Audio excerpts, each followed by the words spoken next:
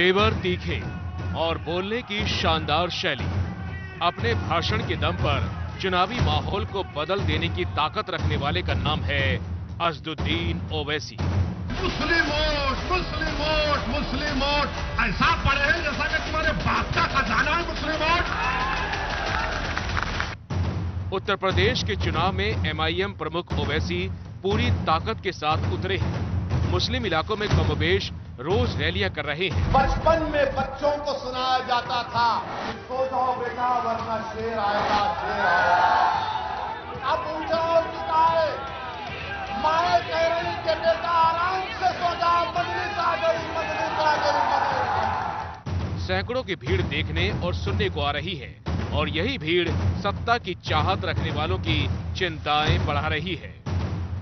ओवैसी साहिब की चाहत अखिलेश यादव से गठबंधन करके चुनाव लड़ने की थी, लेकिन वो अधूरी रह गई। लिहाजा भाषणों में अखिलेश को निशाने पर रखना नहीं भूलते। तो सुनिए, तो एबीपी के चैनल पर एक मशहूर जर्नलिस्ट है पंकज साहब ने अखिलेश से पूछा कि आप ओवैसी से समझौता क्यों नहीं कर लेते, तो अखिलेश ने जवाब दिया कि ओवैसी पर बहुत से इल्जाम लगते हैं। अखिलेश साहब, इल्जाम तो हम पर ही लगता है ना। हैदराबाद और लंदन में पढ़ाई करने के बाद राजनीति में उतरे तो कभी पीछे मुड़कर नहीं देखा। विरासत में मिली सियासत को आगे बढ़ाया। 25 साल की उम्र में साल 1994 में पहली बार विधायक बने और फिर साल 2004 में हैदराबाद की सीट से सांसद बनकर दिल्ली पहुंचे। तब से अब तक वो लगातार हैदराबाद सीट से सांसद हैं।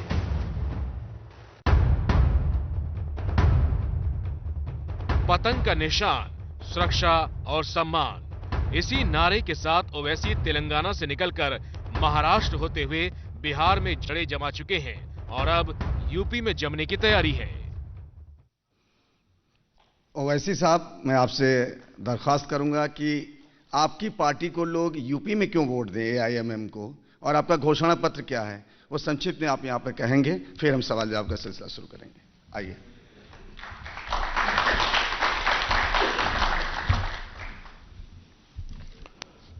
सबसे पहले एबीपी के तमाम जिम्मेदारों का शुक्रिया कि आपने मुझे यहाँ पर मदऊ किया, आने की दावत दी। हमारी पार्टी ने कभी भी अपने सियासी सफ़र में कोई इलेक्शन मैनिफेस्टो या घोषणा पत्र कभी जारी नहीं किया, क्योंकि हमारा मानना यह है कि जो कोई भी पॉलिटिकल पार्टी अपना इलेक्शन मैनिफेस्टो या घोषणा पत्र जारी करती है, वो सिर्फ आवाम को धोखा देने के लिए जारी करती है और इलेक्शन जीतने के बाद या चुनाव होने के बाद उसको भूल जाते हैं। जहाँ तक आपका सवाल है कि उत्तर प्रदेश में मजलिस पार्टी को वोट क्यों दें, हमारा मानना यह है कि उत्तर प्रदेश में हर समाज का एक पॉलिटिकल इम्पोर्टेंस है, उनका वोट है, उनका नेता है और उसी बुनियाद पर उनको उनकी हिस्सेदारी मिलती है। तो हमारी भी कोशिश ये है कि ख़ास तौर से उत्तर प्रदेश में जो 19% मुसलमान हैं, जिनकी कोई पॉलिटिकल लीडरशिप इन तमाम पॉलिटिकल पार्टीज़ ने ना बनने दिया, ना उनको सियासत में हिस्सा मिला, ना उनको एजुकेशन में, हेल्थ में, एम्प्लॉयमेंट में, और फिर आप देख रहे हैं कि 2014 से जो कंटिन्यूस मुल्क में, चाहे वो कम्युनल राइट्स के नाम पर हो या नए नए कानून जो बनाए जा रहे हैं या गौरक्षक के नाम पर, ये तमाम वाक़यात ऐसे हैं कि जिसमें डायरेक्ट टारगेट ख़ास तौर से माइनॉरिटीज़ को, जिसमें मुस्लिम और क्रिश्चियन हैं। तो ये हमारा बोलना यह है कि जब तक जमहूरियत में किसी कम्युनिटी के पास उनकी पॉलिटिकल लीडरशिप डेवलप नहीं होगी, और वो लीडरशिप डेवलप उसी वक्त होगी जब वो कम्युनिटी अपने नुमाइंदों को अपने वोट से कामयाब करेगी, जैसा कि यादव अखिलेश को करते हैं, जाटव अब बहन जी का साथ दे रहे हैं, फिर ओबीसी के बहुत बड़ा तबका नरेंद्र मोदी के साथ है, ठाकुर योगी को अपना नेता मानता है, बाघेल हैं, कुर्मी है, कुशवाहा हैं। तो इन सब की एक शनाख्त है और कोई इससे डेमोक्रेसी ख़तरा नहीं पैदा होता। तो हम भी ये कह रहे हैं कि मुसलमानों को जमहूरियत मजबूत करना है, और मजबूत उस वक्त होगी जब हमारे मुल्क की डाइवर्सिटी और प्लुरलिज्म पॉलिटिक्स में भी रिफ्लेक्ट हो सके। आप तालियों से स्वागत करें ओवैसी साहब का।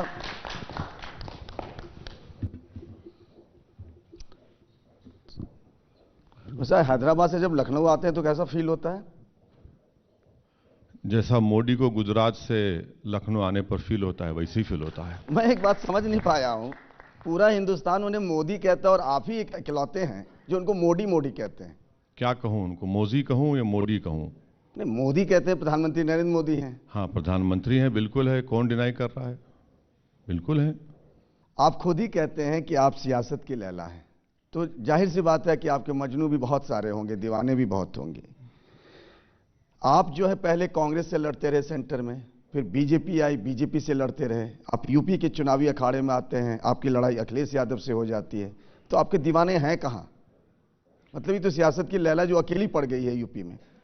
नहीं, आप अपने इंट्रोडक्शन में आपने कहा कि हम अखिलेश यादव साहब की पार्टी से अलायंस चाह रहे थे। हम बिल्कुल नहीं, वो तो सवाल ही पैदा नहीं होता। नहीं, आपने एक बात कही थी, एक मिनट मुझे दे दीजिए। आपने एक बात कही थी कि कांग्रेस और बीजेपी को छोड़ के आप किसी के साथ गठबंधन को तैयार है, उसका रेफरेंस हो। बिल्कुल सही है, मगर इसका ये मतलब तो नहीं निकाल सकते कि हम चाह रहे थे। नहीं, बिल्कुल नहीं। तो हम नहीं चाह रहे थे, अलग बात है, नहीं चाह रहे थे हम, तो उनसे कोई ना तो बातचीत हुई ना वो हमसे बात किए।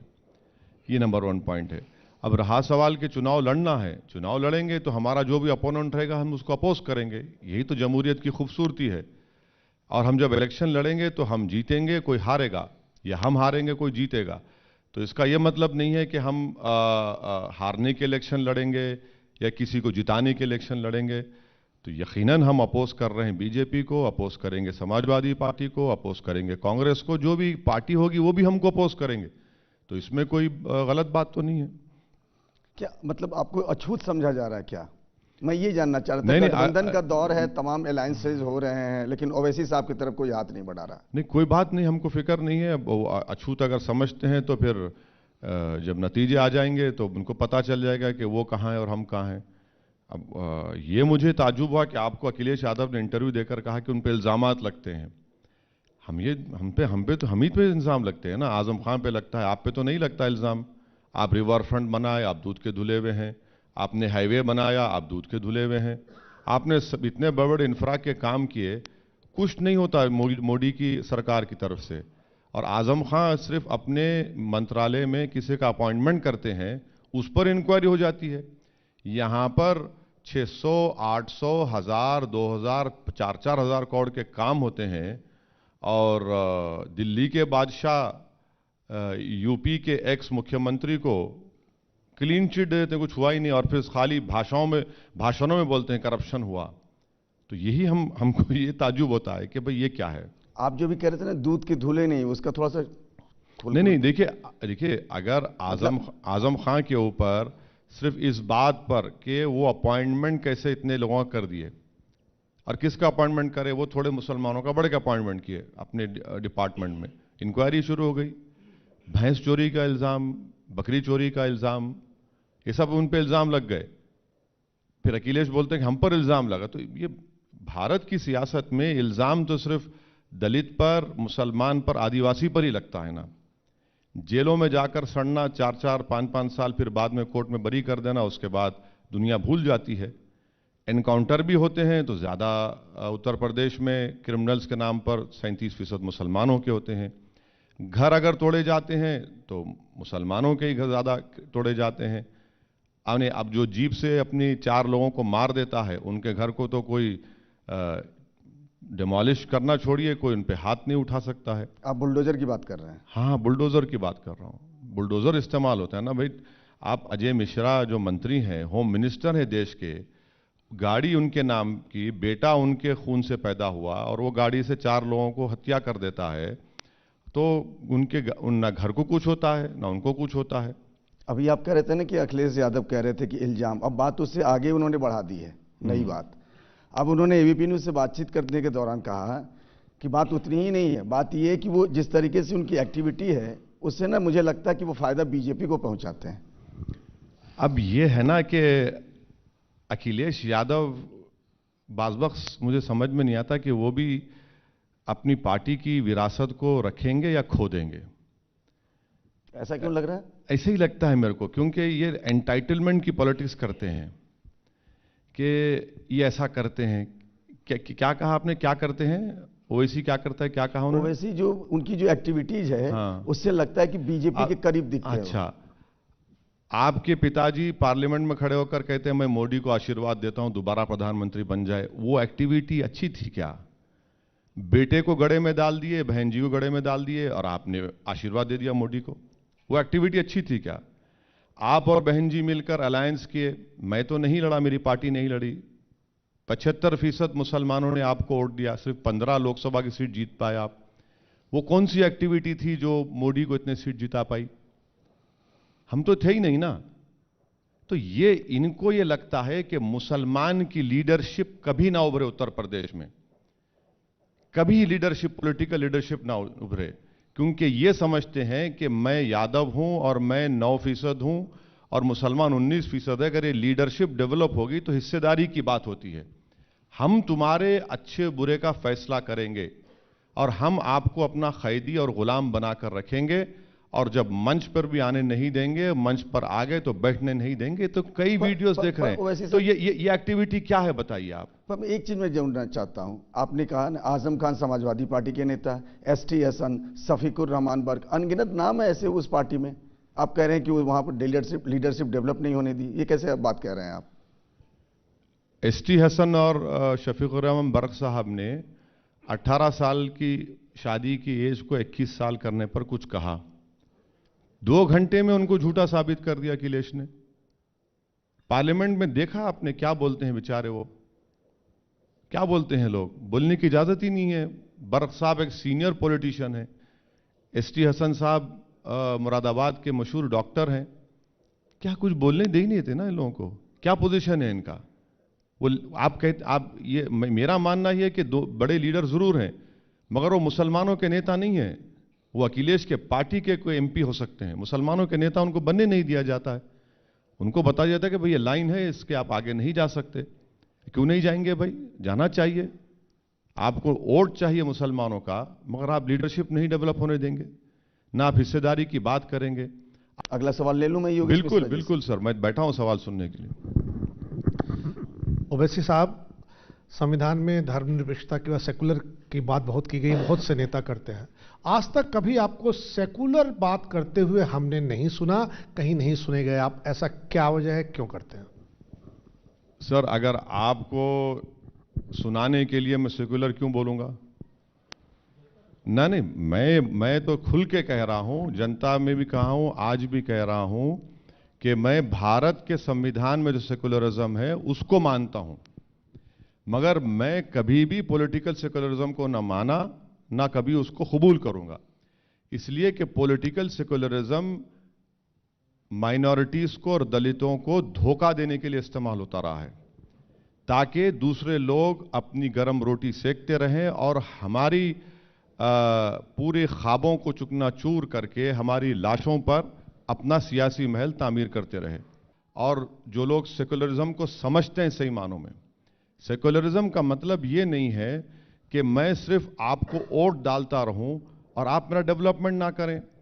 अभी आप बैठे हैं यहाँ हमारे कार्यक्रम में, एक ये असदुद्दीन ओवैसी साहब हैं, एक मंच पर होते हैं, वो आंख मूंदे किए हुए बिल्कुल दूसरे टाइप से, एक यहाँ बहुत आप इतने लंबे हट्टे कट्टे संवेदनशील इंसान लग रहा है। ये अदब वाले ओवैसी साहब हैं, भड़काऊ वाले भाईजान हैं, या कि अदब वाले भाईजान हैं? हम समझ ही नहीं पाते ये 2 ओवैसी कैसे हैं। नहीं, देखिए, इस हॉल में आप भीड़ को जमा कर दीजिए, जनता को जमा कर दीजिए, हम आप देखेंगे, बोलेंगे हम। देखिए, अगर अखिलेश यादव तकरीर नहीं करना सीखे तो हम क्या करेंगे? हम क्या करेंगे? आप क्यों कंपेयर करते हैं अखिलेश यादव के इस भाषण को हमसे? मैंने तो उनका नाम ही नहीं लिया अभी। आपका इशारा दबे अल्फाज में पंकज साहब, हम आपको बहुत जमाने से जानते हैं ना। ना, अब आप ऐसा मत करिए ना जी। अब दूसरे नहीं तकरीर कर सकते तो हम क्या करें? अगर आप जनसभा में 10,000 सरों का समंदर खड़ा हुआ है, 2 दिन पहले असमोली में कड़ाके की सर्दी, बारिश हो रही है, 10,000 का मजमा खड़ा हुआ है, छत पर बैठे हुए हैं, झाड़ पड़ खड़े हैं, हम उनके सामने जाकर सेमिनार के अंदाज में बोलेंगे प्रोफेसर की तरह? आप बताइए, मेरा मैसेज कन्वे होना है ना भाई। मेरे पास तो ना बीजेपी और समाजवादी की तरह इतनी दौलत है कि वो सरकार में थे, उनके पास क्या क्या नहीं है, क्या क्या है, वो तो वही जानते किधर है। दौलत की बात कहां से आ गई? नहीं, देखिए वो बहुत जरूरी है कम्युनिकेशन में, आपका मैसेजिंग में, सोशल मीडिया में। तो हमारे पास तो ताकत तो यही है जो है, उसको इस्तेमाल करना है। आपको मैसेज अपना कन्वे करना है और कन्वे करते हैं मैसेज। मगर इसमें ये बताइए कि इसमें हम किसी के खिलाफ पॉलिटिकली बोल रहे हैं ना, पॉलिटिकली बात तो बोलना पड़ेगा, किसी को अपोज करना पड़ेगा, उनके गलतियों को अवाम और जनता के सामने रखना पड़ेगा। चलिए अगला सवाल हिसाम सिद्दीकी साहब से ले लेते हैं। ये हिसाम जी। सवाल पंकज साहब ने ये कहा है कि 2 से ज्यादा नहीं पूछ सकते। नहीं, आप पूछिए सर। एक सवाल में 2 पार्ट कर लीजिए। लेकिन मेरे 2.5 सवाल होंगे, तो एक एक करके पूछूं, इकट्ठा ही पूछ लूं? आप जितना पूछना चाहते पूछिए सर। आप बीजेपी के खिलाफ हैं? आप तय कर लीजिए सर। नहीं, आप तय कर लीजिए। आप तय देखिए, अब जो लोग मेरे को जो इल्जाम लगाते हैं, तो मैं उनसे यही कहूंगा कि भाई साहब, मैंने कोई इल्जाम नहीं लगाया, मैं पूछा। नहीं, बीजेपी के खिलाफ भी हैं, अखिलेश के खिलाफ भी हैं, और हमारा मानना यह कि सिक्के के 2 रुख हैं। नहीं, मेरा सवाल हो जाए फिर। हाँ, नहीं, बीजेपी के खिलाफ है। बीजेपी और सुनिए हिसाम साहब, एक मिनट सुनिए। आपको मिसाल देता हूं मैं क्यों बीजेपी के खिलाफ हूं और क्यों अखिलेश बीजेपी के साथ हैं। अनलॉफुल एक्टिविटीज प्रिवेंशन एक्ट 2019 जून में पार्लियामेंट में पास हुआ, जिसमें अमेंडमेंट लाया गया कि दिल्ली में एनआईए का एक इंस्पेक्टर लखनऊ में बैठे हुए किसी एक मुसलमान को टेररिस्ट घोषित कर सकता है। समाजवादी पार्टी ने सपोर्ट किया। किसने अपोज किया? असदुद्दीन ओवैसी ने अपोज किया। किसने डिवीजन डिमांड किया? असदुद्दीन ओवैसी ने डिवीजन डिमांड किया। तो मेरा सवाल तो ये, और 2014 से लेकर अब तक हमने हर पार्लियामेंट में बीजेपी के तकरीबन बिल्स को अपोज किया है। डिवीजन का मौका मिला, डिवीजन पूछा है। वो समाजवादी पार्टी का ये कंसिस्टेंट रोल नहीं है, और हम बीजेपी के खिलाफ थे, है और रहेंगे, इसलिए कि उनकी आइडियोलॉजी की बुनियाद पर उनको अपोज करना जरूरी है। मैं उनके साथ आपका मुआवजा नहीं कर रहा हूं। यकीनन आप शरीफ आदमी, आप नहीं करेंगे। मेरा पूरा सवाल हो जाए कि आप बीजेपी के खिलाफ हैं, आप पूरे देश में कांग्रेस के खिलाफ हैं, आप अपने पड़ोस में कर्नाटक में जनता दल सेकुलर के खिलाफ हैं, आप उत्तर प्रदेश में अखिलेश के और आपकी इंफॉर्मेशन गलत है। पिछले असेंबली के चुनाव में आप लड़े उनके खिलाफ 2018 में। नहीं, सुन लीजिए। मैं कुमारस्वामी साहब के लिए कैंपेन किया जाकर। अच्छा, मैं नहीं लड़ा। चलिए ठीक। आप ममता के खिलाफ हैं, आप आरजेडी के खिलाफ हैं, तो जब सबके खिलाफ हैं तो आप मुसलमानों को अलग थलग करके कहां ले जाना चाह रहे हैं, किसके साथ हैं? मेरा मानना यह है कि आरजेडी हो, आरजेडी में अब्दुल बारी सिद्दीकी साहब का नाम सुना होगा, हिसाम साहब आपने, उनके खिलाफ असेंबली में जनता दल से एक यादव खड़े हो गए थे और पूरे यादवों ने अब्दुल बारी सिद्दीकी साहब को हरा के उस जनता दल यादव के वोट दे दिया। अब क्या करेगा मुसलमान? यहां पर अखिलेश यादव के हम खिलाफ हैं, 75% मुस्लिम ने वोट दिया। भाई, जो 75% हिंदू भाइयों ने बीजेपी को वोट दिया, यादव भाग गया। तो अखिलेश यादव में हिम्मत नहीं है, ना बहन जी में है कि भाई वो पासी, धोबी, वाल्मीकि और यादव जो चला गया, वो उसको नहीं बोलते कि वो वोट काट दिया। उनसे सवाल नहीं किया जाता कि तुम सेकुलरिज्म की तायद नहीं कर रहे हो। यहां पर मसला यह है कि इन तमाम को बड़ा पेट में दर्द हो जाता है जब मुस्लिम पॉलिटिकल एम्पावरमेंट की बात करते हैं। बंगाल की बारे में बात है, वहां पर सोशल इंडिकेटर्स आप देख लीजिए, बदतरीन हालात हैं। पर ऐसा वैसे साहब, आप जो बात कर रहे थे मुलायम सिंह यादव और अखिलेश यादव की, 2007 में यूपी के मुसलमानों ने बीएसपी का साथ दिया, 2012 में समाजवादी पार्टी के साथ रहे, बीच में 2009 का लोकसभा चुनाव हुआ, जब मुलायम सिंह यादव और कल्याण सिंह का साथ हुआ तो वो कांग्रेस के साथ भी चले गए। तो वो भी तो अपनी प्रायोरिटीज बदलते रहते हैं, उनके पास बड़ा एजेंडा है बीजेपी को हराना है। नहीं, यकीनन देखिए, वोट डालना तो किसी का जमहूरी हक है। यही तो मैं कह रहा हूं ना कि जब कोई वोट डालेगा तो अपने पसंद से डालेगा, मेरे खिलाफ भी डाल सकता है। अगर ओवैसी कल्याण सिंह के साथ फोटो के फ्रेम में आ जाता, तो अगर ओवैसी मोहन भगवत मुलायम सिंह के साथ बैठे हुए अगर मैं पीछे खड़ा होता, तो वो तो फंक्शन था। अरे ही तो हम कह रहे हैं ना कि आपके लिए फंक्शन है, हमारे लिए डिसफंक्शन हो जाता ना। वो आप करेंगे तो बड़ा निराला काम है, आप कर सकते, और हम सिर्फ पॉलिटिकल एम्पावरमेंट की बात कर रहे हैं तो चरागपा हो जाते हैं, गुस्से में आ जाते हैं, बोलते वो माहौल खराब कर दे रहे हैं, कभी वो जैसा बोले कि इल्जाम लगता है उन पर। पंकज साहब बिल्कुल सही है। एक दिन आप और हम साथ चलेंगे, बगैर खामोशी से जाके देखेंगे दरी कौन बिछाता है समाजवादी के मीटिंग में, देख लीजिए। आपको ये जानकारी कौन देता है? अरे भाई वीडियो भिजाएं क्या आपको? मैंने तो नहीं देखा। नहीं, मैं भिजाता हूं वीडियो, आपको देख लीजिए वीडियो। हम ये कह रहे हैं कि दरी क्यों बिछाएंगे आप मंच पे बैठिए। अलीगढ़ का एक 10 साल का एमएलए है जमीरुल्लाह, वो तो मैंने कहानी सुन ली। कहानी नहीं है वो, ये इनका माइंडसेट है, ये इनका बर्ताव है जो इनके दिमागों में बैठा हुआ है कि मुसलमान हमारे बाजू क्यों खड़ा हो सकता है। मुझे बताइए, आज आप आजम खान साहब को बहुत मिस कर रहे हैं। नहीं, मिस नहीं कर रहा हूं मैं देखिए, मैं उनसे नाइंसाफी हुई उसका जिक्र कर रहा हूं। वो समाजवादी पार्टी में है, हम उस समाजवादी पार्टी का अपोज करेंगे।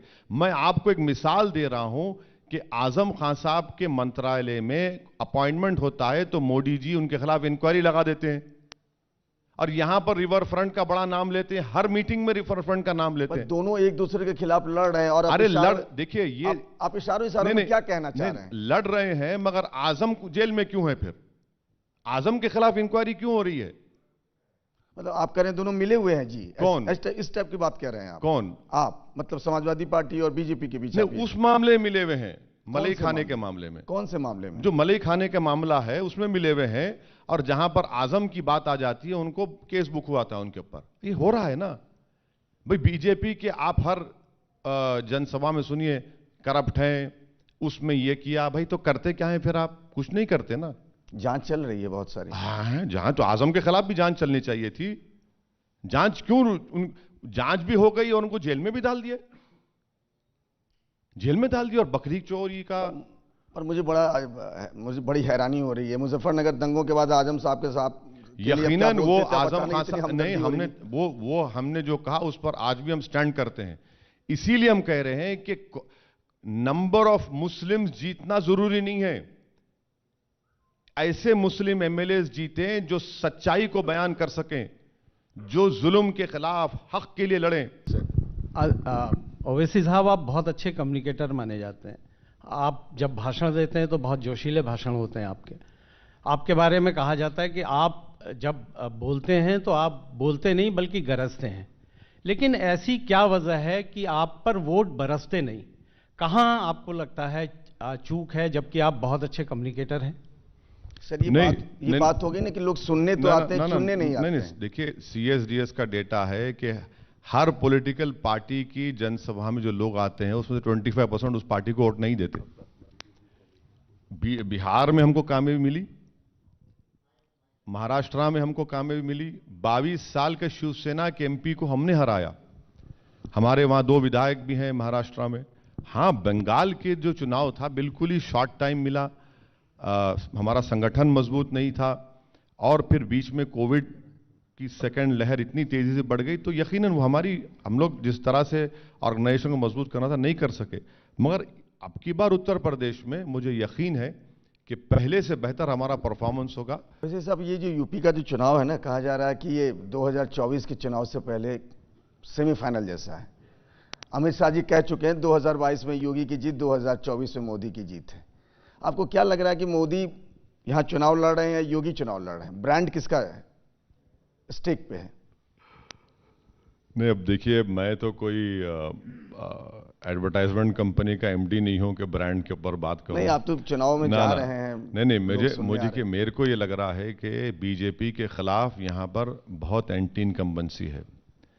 बीजेपी के खिलाफ यहां पर महंगाई के ऊपर बहुत नाराजगी है, पेट्रोल डीजल के ऊपर नाराजगी है, जीएसटी जो बनियन से लेकर साबुन तक लगा दी गई उस पर नाराजगी है, कोविड के सेकेंड वेव में योगी सरकार और मोदी सरकार ने जो लोगों को बिल्कुल यतीम और लाचार बनाकर उनके हाल पर छोड़ दिया, वो लोग अभी तक नहीं भूले हैं। तो ये नाराजगी तो हम देख रहे हैं, ये नाराजगी बहुत है। अब इसको, जैसा कि सर ने कहा कि उसको कैसे वोट में कन्वर्ट किया जाए, that is the main challenge, वो मेन चैलेंज है। वो चैलेंज आपको नहीं लग रहा ना कि अपोजिशन में वो दिख नहीं रहा? आप अखिलेश यादव की भी बात करते हैं, कांग्रेस की भी हालत देखिए, आपके सामने भी खुद वो चैलेंज था। आपको लग रहा है मोदी के सामने जो विपक्ष है वो उसमें उतनी ताकत नहीं बची है कि मोदी से वो मुकाबला कर सके? देखिए, मैं एक भारत की डेमोक्रेसी का स्टूडेंट हूँ, पॉलिटिक्स का, और इसमें इस मुल्क में कई ऐसे इस तरह के मरहले आए जब लोग ये समझ रहे थे कि एक खद्दावर नेता है और कोई है ही नहीं सामने, तो देश की जनता ने कहा कि नहीं, हमने तुमको बनाया था, अब तुमको घर में बिठाएंगे। तो ऐसा होता आया और होगा। अगर कोई ये समझ रहा है कि मोदी अनबीटेबल है, तो देश की जनता कहेगी कि हमने आपको प्रधानमंत्री बनाया, आपको अपॉइंट नहीं हो चुके हैं, तो देश की जनता ही तय करेगी वो। तो ये बोलना बिल्कुल गलत है कि कोई स्ट्रांग अपोजिशन नहीं है, वायबल नहीं है। तो ये देश की जनता इंदिरा गांधी को भी हरा दिए, देश की जनता अटल बिहारी वाजपेयी को भी हराई, ये भी हारेंगे इंशाल्लाह। फिक्र क्यों कर रहे हैं आप? सपने अपने आप देखते हैं कि नहीं देखते हैं? नहीं, अखिलेश यादव के और हरनाथ साहब तो सपने में एक को, दोनों को श्री कृष्ण नजर आ गए। अब ये अजीब बात है कि सपने में आकर इनको कह रहे हैं कि भाई बाबा योगी आदित्यनाथ जो है वो मथुरा से लड़ें, और अखिलेश यादव साहब ये कह रहे हैं कि उनको कृष्ण ने आकर कह दिया कि बेटा तू बन गया है मुख्यमंत्री, तो भाई आप दोनों चले जाइए ना, जाकर भगवान का नाम लेकर गवर्नर को बोलिए कि हमको बना दीजिए मुख्यमंत्री, शपथ दिला दीजिए। ये क्या मजाक है कि ख्वाबों को देखकर आप करेंगे? आपके ख्वाबों ना, योगी के ख्वाब में गंगा पर तैरती हुई लाशों के नज़ारे ख्वाब में नहीं आते? हाँ, आपको वो ख्वाब नजर नहीं आता कि 70 लाख नौकरियां आपने देने का वादा किया, उन ख्वाबों को आपने चुकनाचूर कर दिया जो आपको वोट दिए थे। ये सपनों के सौदागर पिक्चर में अच्छा नजर आता है। अपने लिए हम ख्वाब क्या देखेंगे? कितना ख्वाब देखेंगे? आज हम यहां तक पहुंच गए, हम तो सोचे भी नहीं थे कि 94 में कि एक दिन घोषणा पत्र में पंकज झा के सामने बैठकर हमारा इंटरव्यू होगा। चलिए, मैं रणवीर यूपी में बहुत घूमते हैं, ये भी आपसे कुछ सवाल करना चाहते हैं। वैसे साहब, आपको लगातार कवर करते हैं, कभी आप मुख्यमंत्री का नाम लेते हैं, कहते हैं कि वो ठाकुरों का राज चला रहे हैं, कभी अखिलेश जी को बोलते हैं वो यादवों को थानों में भर लेते हैं, बहन जी के बारे में दलितों को लेकर कहते हैं। तो क्या आप कहना चाहते हैं कि यूपी में सिर्फ जाति का राज चल रहा है, सरकार का राज नहीं है? देखिए, अमित शाह ने कहा था निजाम, तो हमने कहा राज, योगी राज। हमने कहा आर से रिश्वत, आर से, ए से अपराध या आतंक, और जे से जातिवाद। यही हो रहा है, यही हो रहा है ना उत्तर प्रदेश में। चलिए निकाल दीजिए आप टेनी को, क्यों नहीं निकालते? आज उत्तर प्रदेश के हर थानों में जाकर देखिए, आपको एक ठाकुर ऑफिसर मिल जाएगा। जब अखिलेश थे तो यादव ऑफिसर मिलता था आपको। पार्लियामेंट उठाकर देख लीजिए, पार्लियामेंट में हर समुदाय का रिफ्लेक्शन है। अगर किसी का नहीं है तो मुसलमान का है।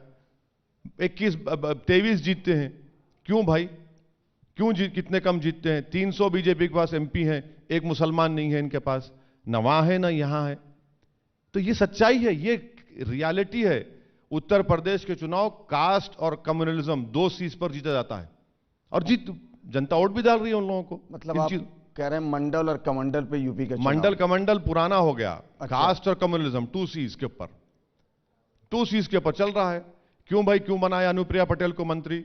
बाघेल साहब को क्यों बनाए? क्यों बनाए? तो क्या इसलिए बनाए क्योंकि आगरा के अतराफ में 29 असेंबली सीट है जहां पर बगैर बाघेल साहब के जीत नहीं पाएंगे। इनको कुर्मी वोट होना, तो यही तो देखिए, आप खुद प्रैक्टिस कर रहे हैं ना। 2014 के बाद चीजें बदल गई हैं। अरे बदला कौन? नहीं, पहले जो रोजा इफ्तार होता था वो नहीं होता है। सुनिए एक बात सुनिए। 2014 में भी 6% मुसलमानों ने बीजेपी को वोट दिया, 2019 में भी 6% दिया। किसका वोट बड़ा बताइए? क्यों नहीं बोलते आपके हमारे हिंदू भाइयों ने बढ़कर बीजेपी को वोट दिया? 34% से नरेंद्र मोदी को 44% हिंदू वोट मिला, और उनके इंडिया अलाइज मिला लिए तो 51% पॉपुलर वोट मिल गया। मुस्लिम वोट तो 6% पर है ना। इसीलिए मैं कहा कि मुस्लिम वोट बैंक कभी इस देश में था ही नहीं, ना कभी रहेगा। यहां पर हमेशा मेजॉरिटी कम्युनिटी का वोट बैंक था और रहेगा। तो फिर जो ये सारी चीजें होती थी, सारी तमाम पॉलिटिकल पार्टियां करती थी, आपने खुद देखा होगा 2014 तक ये सब होता था। क्या ये तो उसी मुस्लिम वोटर के लिए होता था ना? यही तो हम कह रहे हैं कि ये मुस्लिम वोटर को दिल बहलाने के लिए, उनको धोखा दिलाने के लिए कि भाई तुम्हारा वोट है, तुम बड़े वोट हो। कहे का वोट तुम्हारा भैया?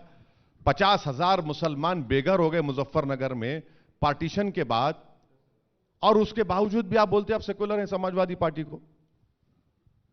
चलो अकबर अली साहब का सवाल है सर आपके लिए। सर ऐसा है कि कहा जाता है कि नाम जो है इंसान का, जो वालिदैन नाम रखते हैं, उसका शख्सियत साजी में बहुत अहम रोल होता है। आपका नाम माशाल्लाह असद है यानी शेर है, इसलिए हमारे मुसलमान जो नौजवान लड़के हैं वो आपसे बहुत मुतासिर हैं और आपकी जोशीली तकरीरों पर अपनी जान देते हैं।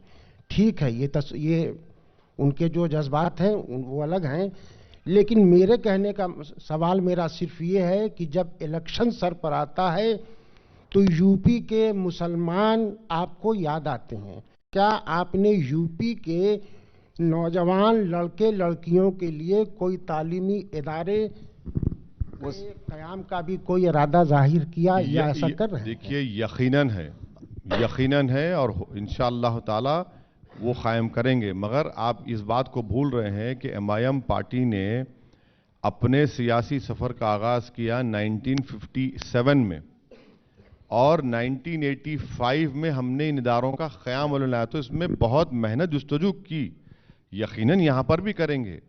मगर पॉलिटिकल एम्पावरमेंट से ही तो सब चीज़ें आती हैं ना। अगर मैं पॉलिटिकल एम्पावरमेंट को नहीं जाऊंगा तो फिर वही हो जाएगा कि भाई आप तो वोटों का सौदा कर रहे हैं। पॉलिटिकल एम्पावरमेंट से ही ये तमाम चीजें आएंगी। जब ये तीनों कृषि कानून वापस लिए गए तो आपको याद है आपने मोदी जी के लिए क्या कहा था? नौटंकीबाज कहा था आपने। जी जी। तो प्रधानमंत्री के लिए आप ये सब भाषा का इस्तेमाल करेंगे? देखिए, प्रधानमंत्री के 3 यार हैं। एक में ड्रामा है, एक में फसाद है। तो ड्रामा पहले आता है। भाई आपने कानून बनाया क्यों? पहले ये आपने बनाया क्यों? जब पार्लियामेंट पुकार कर अपोजिशन कह रहा था कि मत बनाइए, इससे नुकसान होगा। खुद शिरोमणि अकाली दल वो अपोज कर रही थी, आपको छोड़ना पड़ा, आप नहीं सुने। हम कहे कि भाई पूरा अपोजिशन बोल रहा था कि सर इसको स्टैंडिंग कमेटी भिजाइए, तो प्रधानमंत्री ने कहा कि मुझे सब चीज अच्छा क्या है बुरा क्या है मुझे मालूम, और आपने देश के सामने आकर उसको वापस भी ले लिया बगैर कैबिनेट के अप्रूवल के। कैबिनेट में अप्रूवल होकर आप देश को बताते कि मेरी कैबिनेट ने, तो अब इसको क्या बोलेंगे आप? अरे ड्रामाबाजी नहीं है तो क्या है फिर ये? 700 लोग मर गए सिर्फ आपकी अना की ईगो पर, नहीं मुझे बनाना है, मुझे करना है। 700 लोग आज मर गए ना। आप कानून तो वापस ले लिए, मगर उन 700 परिवार का क्या होगा? बोलूंगा बुरी बात क्या है उसमें? मैं गाली तो नहीं दे रहा हूं ना उनको। कानपुर में आप क्यों कह रहे थे कि योगी जी मठ में चले जाएंगे, आप पुलिस अफसरों को धमकी दे रहे थे? देखिए आप लोग भी शिकार हो गए बीजेपी IT सेल के। ना हम सुनिए 2 रुपए मिलते हैं उनको एक झूठ ट्वीट करने के। आप आजकल इतनी जानकारी कहां से रखते हैं? समाजवादी पार्टी में ये हो रहा है, वहां 2 रुपये मिल रहा है। अरे आपको एक ऑल्टरनेट मीडिया है जो सच्चाई को लिख रहा है। अच्छा, वो लिख रहा है, अभी जिंदा है अभी वो जी। तो हमने कहा था, ये बीजेपी वालों ने हमारी 45 मिनट की तकरीर में 45 सेकंड का कट एंड पेस्ट करके चला दिया। उसके बाद हमने 3-4 घंटे करने का पुकारने दो बच्चों को जितना पुकारते। उसके बाद हमने 5-4 घंटे के बाद हमने 2 मिनट की पूरी तकरीर डाल दी। उसमें तो हमने हिंदुओं के खिलाफ ना कभी बोला ना बोलेंगे इंशाल्लाह। हमने एक 80 साल के मुसलमान को पुलिस ने एक थाने की उसकी दाढ़ी को नोचा, उस पर पेशाब किया और सरकार उन पर एक्शन नहीं लिया। और आज हम आपसे कह रहे हैं कि हमको वो दी गई इंफॉर्मेशन, कौन थे वो? एक दलित पुलिस ऑफिसर था। कहा कि वैसी तुम बोलोगे इस पर? मतलब 2 बोलता हूं मैं। 22 मुसलमान बच्चों को CAA के फायरिंग में उनकी हत्या हुई। जस्टिस रेड्डी सुप्रीम कोर्ट के जज, जस्टिस शाह दिल्ली हाईकोर्ट के चीफ जज, उनकी रिपोर्ट है लखनऊ में। एक FIR इशू नहीं होता। वैसे साहब एक बात पूछूं जी, आप चुन करना है, कभी यूपी पुलिस के अफसर, कभी समाजवादी पार्टी के, कभी बीजेपी के IT सेल, ऐसी खबरें लाते हैं जिससे मुस्लिम समाज को डराते हैं। डरा नहीं रहा हूं, कहा जा रहा है। अरे क्यों डराता है? मैं नहीं डरा रहा हूं। डरा रहे तो समाजवादी के लोग हैं, डरा रहे हैं तो बीजेपी और मोदी योगी डराते हैं मुसलमानों से कि इन क्या क्या मोदी ने कहा असेंबली में खड़े होकर कि भाईजान फुला जान क्या क्या कहा, मैंने कहा क्या? आप तो खाली खबरस्तान की बात करते हैं। देश की सुनिए, देश के प्रधानमंत्री आप गए, बहुत अच्छा किया आपने, मंदिर को बनाया काशी की, काशी विश्वनाथ, बहुत अच्छा किया आपने। हाँ। मगर प्रधानमंत्री की स्पीच सुनिए आप, जिसको कल हमारे हिलाल साहब, एक स्कॉलर, इंडियन एक्सप्रेस आर्टिकल बड़ा बेहतरीन लिखे। प्रधानमंत्री ने देश की हर मंदिर का जिक्र किया, जैन मंदिर का जिक्र किया। प्रधानमंत्री तो देश का है ना, सिर्फ हिंदू मजहब का तो प्रधानमंत्री नहीं है। प्रधानमंत्री बोल देते कि भाई मुसलमानों की भी ये मशहूर इबादत गाहें हैं, ईसाइयों की भी है, आप तो बोले ही नहीं। कभी आपको ऐसा लगा जो आपने कभी किसी फैसले का विरोध किया हो, बाद में आपको लगा हो कि नहीं हो हम तब गलत थे? नहीं, हमेशा मैं सही निकला। एनजेई नहीं, सही कह रहा हूं मैं, नेशनल जुडिशियल अकाउंटेबिलिटी जो बिल लाया गया था, मैं वाहिद एमपी था। आउटलुक मैगजीन में एक आर्टिकल में आखिरी 2 लाइन पढ़ लीजिए, हम खड़े होकर कहते कि this will be struck down by the court. आप कोर्ट के डोमेन में हाथ डाल रहे हैं। सब बीजेपी के लोग हंस रहे थे, हाँ क्या बोल रहा है, निकल गया वो। आप लाइए CAA कोर्ट में, देखिए क्या होगा। तो आप गलती, आपको ये गुरूर है कि 300 MP और मैं जो चाहे कर लूंगा। नहीं कर सकते आप, देश को अपनी मर्जी से नहीं चला सकते। देश चलेगा संविधान से, देश नहीं चलेगा बीजेपी के ब्रूट मेजॉरिटी की वजह से। थोड़ा रैपिड फायर कर लें?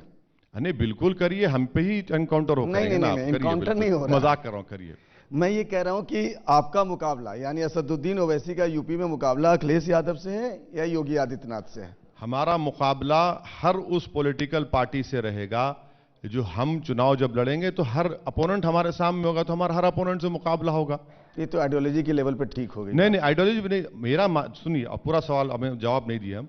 मैंने जैसा हिसाम साहब को कहा था कि अखिलेश यादव और योगी आदित्यनाथ एक सिक्के के 2 रुख हैं, दोनों जातिवाद में डूबे हुए हैं। एक यादववाद की बात करते, और एक ठाकुरवाद की बात करते। बल्कि हम तो उत्तर प्रदेश के ओबीसी के हिंदू भाइयों से कहेंगे, भाई आपको हिंदू एकता के नाम पर ठगा गया। हिंदू एकता के नाम पर आपको क्या मिला? यादव ठाकुरवाद मिला। और हमको सेकुलरिज्म और समाजवाद के नाम पर यादववाद मिलता है। आप योगी और सन्यासी को आप ठाकुरवाद का प्रतीक बता रहे हैं। देखिए, वो योगी जरूर है, मगर पुलिस स्टेशन में तो पूरा ठाकुर ठाकुर नजर आता है ना। और फिर जातिवाद देखिए, वो टेनी का मामला वो नजर आता है आपको। गुप्ता साहब मरते हैं गोरखपुर में तो मुख्यमंत्री चले जाते हैं। अल्ताफ काशगंज में मरता है, पुलिस स्टेशन में कोई नहीं जाता। मोदी के खिलाफ ना 2024 में PM कैंडिडेट का, हालांकि अभी दूर है लेकिन सोचा तो जा सकता है ना।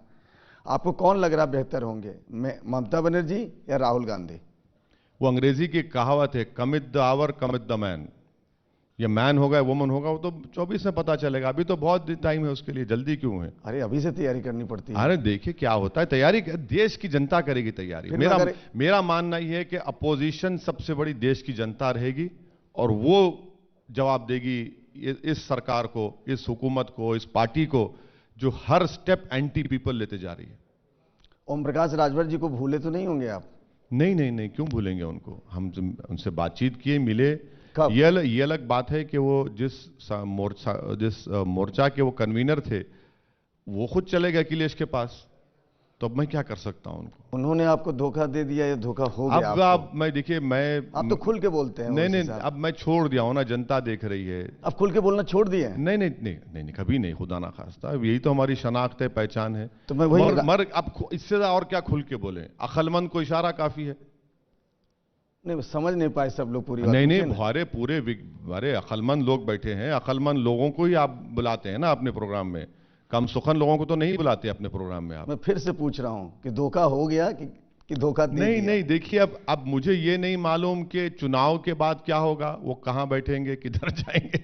ये क्या कह रहे हैं आप, चुनाव के बाद क्या होगा? अब मुझे नहीं मालूम क्या होगा चुनाव के बाद, नहीं मालूम मुझे। लोग बोलते हैं, क्या नहीं मालूम सच्चाई क्या है। फिर कुछ अंदर से खबर तो नहीं आई उधर से आपके पास? नहीं, पंकज साहब, अंदर की बात तो आपसे ही मालूम होती है हमको। अरे मुझे क्यों आप फंसा रहे हो? मैं दूसरा ये पूछ रहा था, आखिरी सवाल की तरफ बढ़ते हैं, कि आपका कमिटमेंट था जब आप उनके साथ थे, जिनका मैं अभी जिक्र कर रहा था, राजभर जी के साथ, कि 100 सीटों पर AIMIM लड़ेगी। अब पार्टी कितने सीटों पर लड़ेगी? क्या कोई अलायंस पार्टनर ढूंढ रही है? हम देखिए, हमारे अध्यक्ष जनाब शौकत साहब ने इस बात का फैसला लिया कि वो 100 विधानसभा की सीट पर लड़ने की तैयारी कर रहे हैं। वो तैयारी आज भी जारी है। अब किससे अलायंस होता है नहीं होता है ये तो वक्त ही बताएगा। किसी से बात नहीं बनी तो अकेले ही लड़ेंगे, पतंग उड़ाएंगे? चुनाव तो लड़ना यकीनी है इंशाअल्लाह ताला। चुनाव तो लड़ेंगे इंशाअल्लाह ताला, बिल्कुल लड़ेंगे और हम पीछे नहीं हटेंगे, चुनाव लड़ेंगे। ओवैसी साहब, आप यहाँ आए, इतना लंबा वक्त दिया, इस बात के लिए आपका बहुत बहुत शुक्रिया। शुक्रिया पंकज घोषणा पत्र के अगले एपिसोड में हम फिर किसी खास मेहमान के साथ हाजिर होंगे और एबीपी न्यूज पर खबरों का सिलसिला जारी रहेगा।